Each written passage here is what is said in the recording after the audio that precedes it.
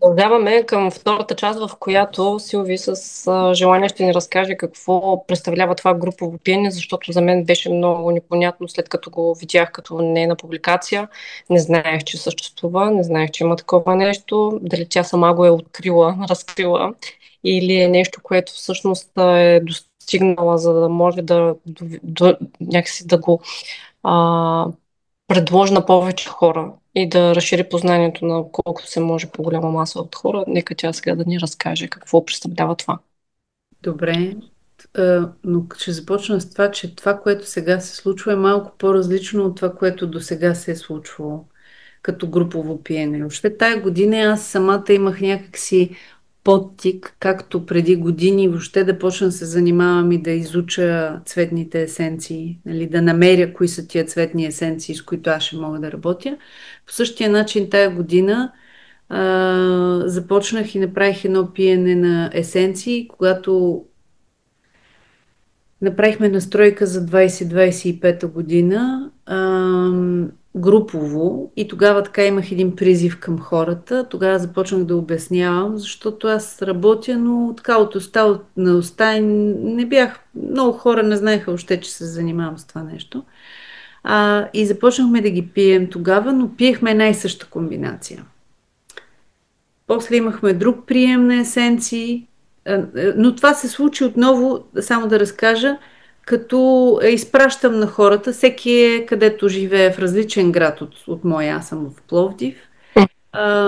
Имаше хора от различни места, които откликнаха на това нещо и заедно пиехме така относително заедно. Тоест, някои започнаха малко по-нататък. Примерно, ние тогава започнахме от едно пълнолуние, други започнаха малко по-нататък да пият. Имахме обща група, бях направила група в Viber, в която хората можеха да споделят и аз пишех публикации по отношение на цветята, неща, които ми хрумват за темата, мои осъзнавания, така.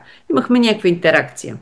И за много хора това беше много ценен опит и аз, но не само. В този момент, въобще тази година, след като минах аз този етап заедно групово с една група хора, които бяхме 17 човека в групата, плюс още хора, които пихме. Нали, това беше един експеримент за мен. Защото обичайно се пие индивидуални комбинации или в едни такива процеси, когато са обучителни, хората пият една и съща есенция. Примерно, едно известно време, изучават я. Това са различни такива на моменти, но не е обичайно това, което аз направих. После пихме друга духовна есенция. Аз всъщност тръгнах да ти разказвам, може би аз не знам докъде стигнахме от деве, когато говорихме, но примерно аз имам сега, значи Иан Уайт направи а, 71 вече есенции цветни, а това са част от духовните есенции, които Мгм. аз работя. Но тази година, нали, някакси като получих аз самата нещо като инициация и това, че моята работа с хората и с есенциите, като посредник между едните и другите, стана по-дълбока. Това мога да го кажа. Точно посредством на това, че почнах да комбинирам духовни есенции и цветни есенции. И не мога да кажа, че във всеки случай това 100% трябва да се случи за всички хора. Не. Но Да. има по-голяма дълбочина и чувството ми е, как да кажа, за по-голяма цялостност, за това, че едни други, духовните и тия, които са много, много близки тук, нали, до нас, цветните, си помагат едни други.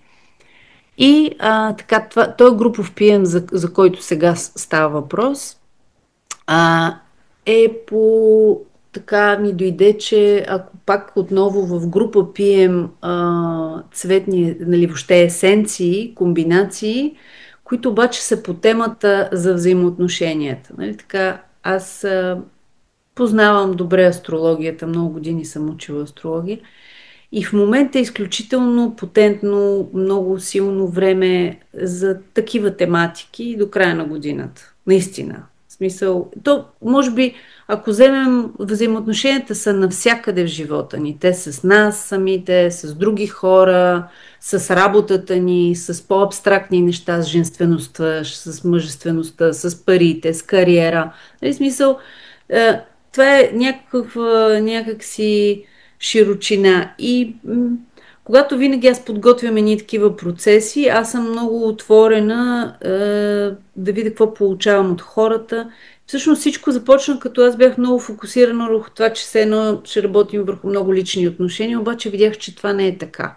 Че ще работим всеки от мястото, където е, което е важно за него. И всеки ще се придвижи колкото може да се придвижи. Нали, смисъл, как да кажа, аз съм в пълно доверие и всички са поканени в този процес.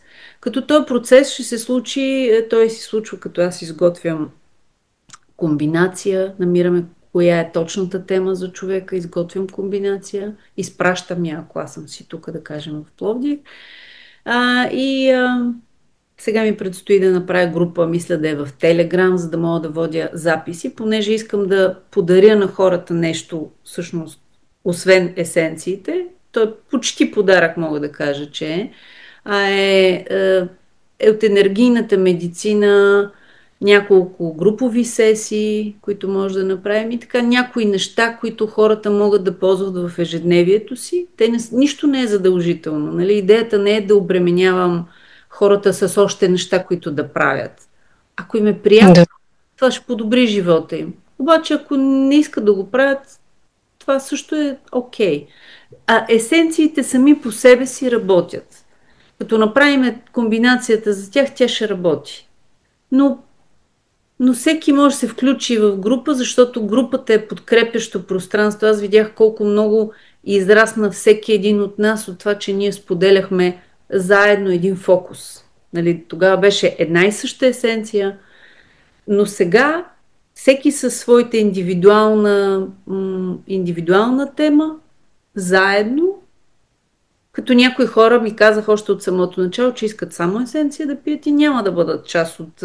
Те ще бъдат така в невидимата част на групата, защото аз ги държа в своя фокус, понеже съм им направила комбинация, тя е също свързана с отношенията и всъщност те просто ще бъдат по-пасивни, няма да бъдат активни в груповия процес.